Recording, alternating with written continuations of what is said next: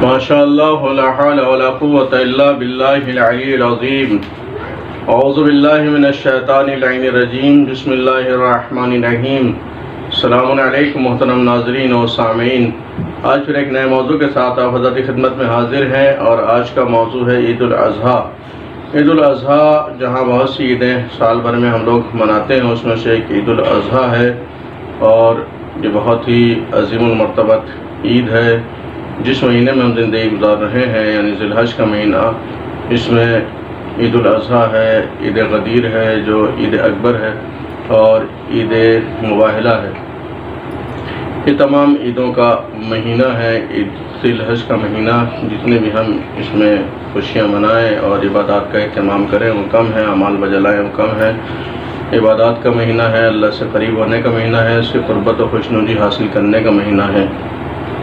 چنانچہ یہ عید الاضحیٰ بھی جو منائی جاتی ہے اللہ کی قربت اور اس کی خوشنودی حاصل کرنے کے لیے منائی جاتی ہے، اس کی بارگاہ میں خلوص کے نذرانے پیش کرنے کے لیے منائی جاتی ہے۔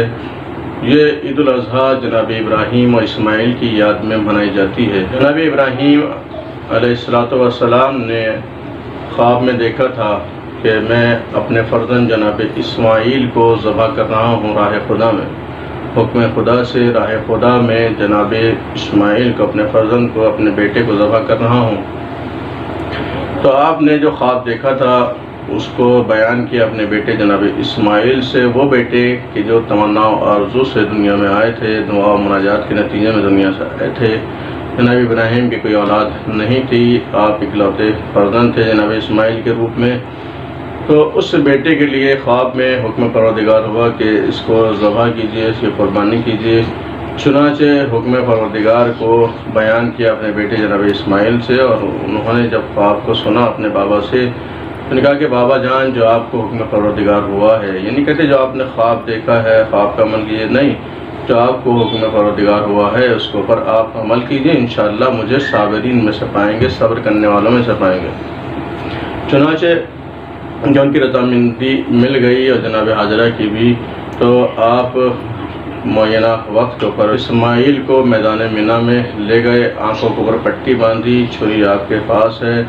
آپ نے جناب ابراہیم کو اپنی اس کے حساب سے، حکم کے پروردگار کے حساب سے ذبح کر دیا، لیکن جیسے آنکھوں سے پٹی ہٹائی تو دیکھا کہ جناب اسماعیل زندہ و سلامت کھڑے ہوئے ہیں، اور ان کی جگہ پر ایک دمبا ہے جو ذبح ہو چکا ہے۔ جناب ابراہیم کے دل میں خیال ہوا کہ شاید میری قربانی قبول نہیں ہوئی، تو حکم پروردگار آیا کہ صدقت رویا، آپ نے اپنے خواب کو سچ کر دکھایا ہے۔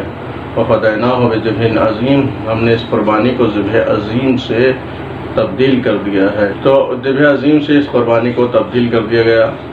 چنانچہ اسی کی یاد میں آج تمام عالم اسلام میں قربانی کی جاتی ہے، یاد منائی جاتی ہے، حکم شریعت ہے، حکم اسلام ہے۔ لیکن یہ قربانی واجب اگر انسان حج کا فریضہ انجام دے رہا ہے، حج کے موقع پر وہ مکے میں موجود ہے، سرزمین وحی کے اوپر موجود ہے، بہرحال اگر وہاں موجود ہے اور حج کے فریضے کو انجام دے رہا ہے تو یہ قربانی واجب ہے۔ لیکن اس کے علاوہ مسلمانوں کے لیے، مومنین کے لیے قربانی سنت ہے، سنت مؤکدہ ہے، بہت زیادہ اس کی تاکید آئی ہے کہ انسان یہ قربانی بارگاہ الہی میں پیش کرے، چاہے وہ دمبے یا بکری کی صورت میں ہو، یا کسی اور حلال جانور کی صورت میں ہو، کسی اور چوپائے کی صورت میں ہو، چاہے اونٹ کی صورت میں ہو۔ اونٹ اگر ہے تو 5 سال کا ہونا چاہیے، دمبا ہے تو 7 مہینے کا ہونا چاہیے کم سے کم، اور بکرا ہے یا اس کی جنس ہے بھیڑ وغیرہ تو 2 سال کا ہونا چاہیے، یا فربا ہو، موٹا تازہ ہو، کمزور نہ ہو، کوئی عیب اس میں نہ پایا جائے تو بہتر ہے۔ یہ تمام چیزیں ہیں کہ اس کے اوپر انسان کو عمل کرنا چاہیے کہ کوئی نقص نہ پایا جائے، بارگاہ الہی میں انسان قربانی پیش کرے خلوص کے ساتھ، خلوص نیت کے ساتھ۔ جیسا کہ قرآن مجید میں آیا ہے کہ گوشت اور خون بارگاہ الہی میں نہیں جاتا ہے، بلکہ تقویٰ جاتا ہے، پرہیزگاری جاتی ہے، خلوص جاتا ہے انسان کا، اس کی نیت جاتی ہے کہ کس نیت سے اس نے اللہ کی بارگاہ میں قربانی پیش کی ہے۔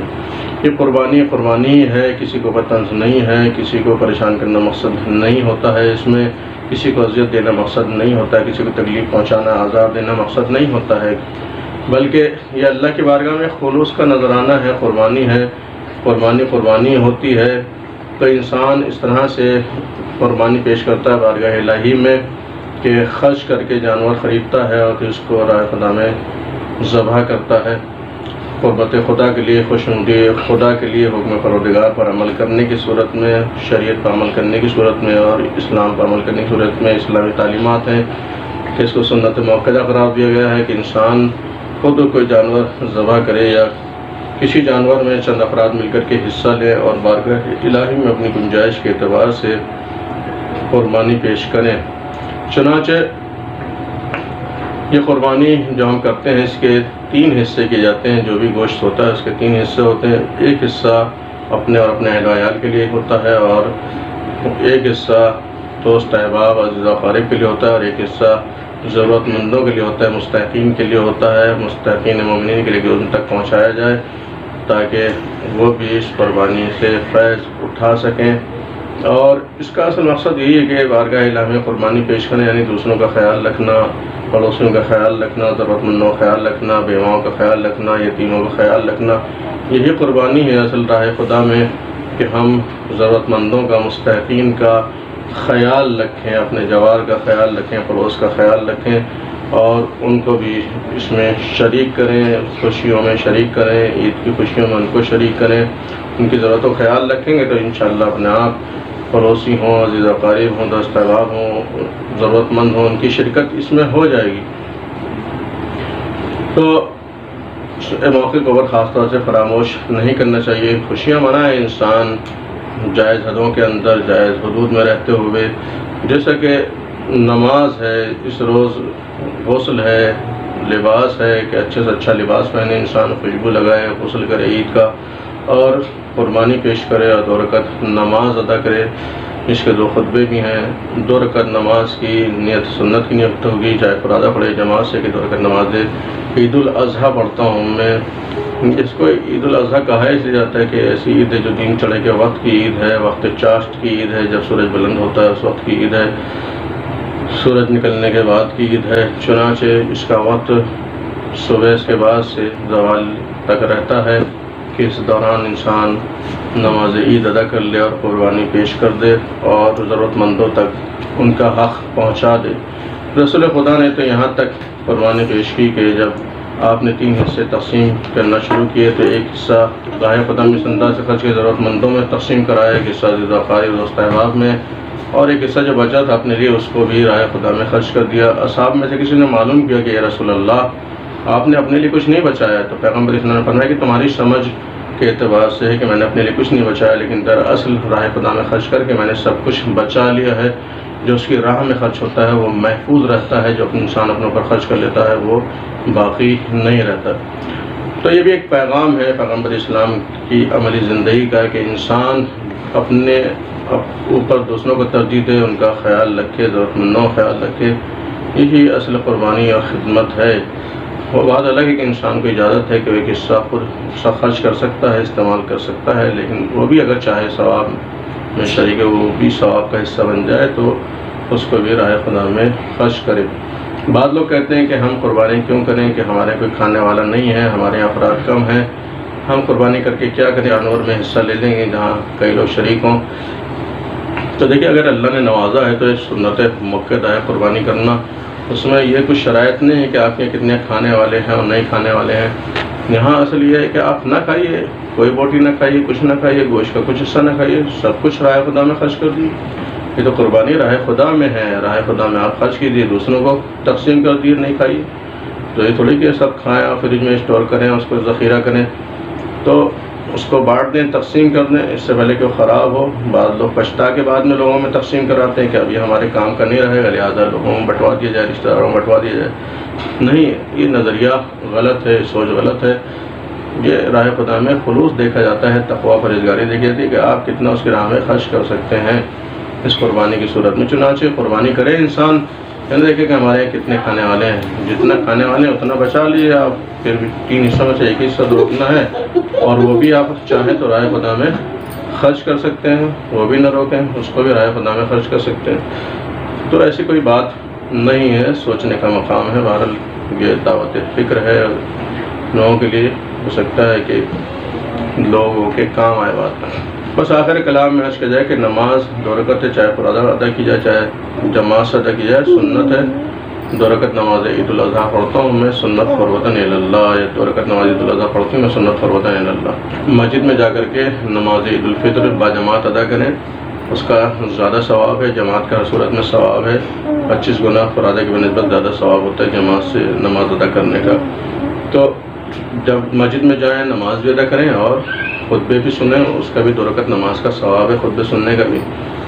تو 2 رکعت نماز کی ترکیب یہ ہے، اگر جماعت سے پڑھ لیں تو نماز جماعت کی نیت کریں گے، اور فرادہ پڑھ لیں تو فرادہ کہ 2 رکعت نماز عید الاضحیٰ پڑھتا ہوں باجماعت، یا فلاں پیش نماز کے پیچھے، یا نماز عید الاضحیٰ پڑھتی ہوں سنت قربتاً اللہ۔ 2 رکعت نماز عید الاضحیٰ پڑھتا ہوں سنت قربتاً اللہ کے بعد جب ابتدا کرے گا تو پہلی رکعت میں سورہ حمد کے بعد سورہ اعلیٰ ہے 1 مرتبہ، اس کے بعد 5 تکبیروں کے ساتھ 5 مرتبہ دعائے قنوت ہے، وہ مخصوص دعائے قنوت ہے، اور اگر کوئی اور سورہ یا دعائے قنوت پڑھنا چاہتا ہے انسان پڑھ سکتا ہے، لیکن بہتر یہ ہے جو عید میں بتایا گیا ہے کہ یہ پڑھا جائے اللہم علی الکبریاء والعظمہ، یہ پورا قنوت ہے جو 5 مرتبہ پڑھنا پہلی رکعت میں۔ باقی ارکان نماز سو کی طرح بجا لائیں گے۔ دوسری رکعت میں سورہ حمد کے بعد 1 مرتبہ سورہ شمس ہے، والشمس وضحاہا، اور اس کے بعد 4 مرتبہ 4 تکبیروں کے ساتھ دعائے قنوت ہے، اس کو پڑھنا چاہیے، جس میں پیغام دیا گیا ہے دعائے قنوت میں، جس کی تکرار کی ہے 2 رکعت نماز میں 9 مرتبہ، تو اس میں پیغام دیا کہ پروردگار ہمیں ان خوبیوں میں داخل فرما، عید کے دن کا واسطہ تجھے، جبروت کا واسطہ، کبریائی کا واسطہ، کہ اس میں محمد آل محمد کو داخل فرمایا، ان برائیوں سے دور فرما جس سے محمد آل محمد کو دور فرمایا، عباد صالحین میں شمار فرما۔ اس طرح کی دعاؤں کی تکرار کی گئی ہے برائیوں سے دور رہنے کے لیے اور اچھائیوں میں داخل ہونے کے لیے۔ تو ہم اچھائیوں میں داخل ہوں، خوشیوں میں اپنی بھول نہ جائیں کہ ہم برائیوں میں ملوث ہو جائیں، خوشیاں منائیں اور دوسروں کو بھی خوش کریں، دوسروں کی بھی عید ہو، دوسروں مستحقین کی بھی عید ہو، ضرورت مندوں کی بھی عید ہو، ان کا اس بات کا ضرور خیال رکھیں۔ اس طرح کی انانیت اور غرور کا مظاہرہ نہ کریں، دکھلاوے کا مظاہرہ نہ کریں، اس سے عمل ضائع ہو جاتا ہے۔ جتلانے کا مظاہرہ نہ کریں کہ میرا بکرا، یہ میری قربانی، یہ میرا عمل، یہ میری عبادت، یہ میری نماز، ان تمام چیزوں سے پرہیز کریں۔ خلوص کے ساتھ بارگاہ الہی میں عبادت کریں، انشاءاللہ قابل قبول ہوگی۔ خلوص کے ساتھ بارگاہ الہی میں قربانی پیش کریں، انشاءاللہ قابل قبول ہوگی۔ یہاں نیت دیکھی جاتی ہے، خلوص دیکھا جاتا ہے، اور قربانی میں بھی یہی سب دیکھا جاتا ہے، تقویٰ پرہیزگاری کہ انسان، کیونکہ گوشت اور خون نہیں جاتا اللہ کی بارگاہ میں، بلکہ انسان کا خلوص اور پرہیزگاری جاتی ہے کہ کس نیت سے اس نے اس عمل کو انجام دیا ہے۔ انہی الفاظ کے ساتھ ہم تمام ناظرین کی خدمت میں، علماء مراجع کرام کی خدمت میں، امام زمانہ علیہ السلام کی خدمت میں عید اضحیٰ کی تہنیت و مبارکباد پیش کرتے ہیں۔ وآخر دعوانا الحمد للہ رب العالمین۔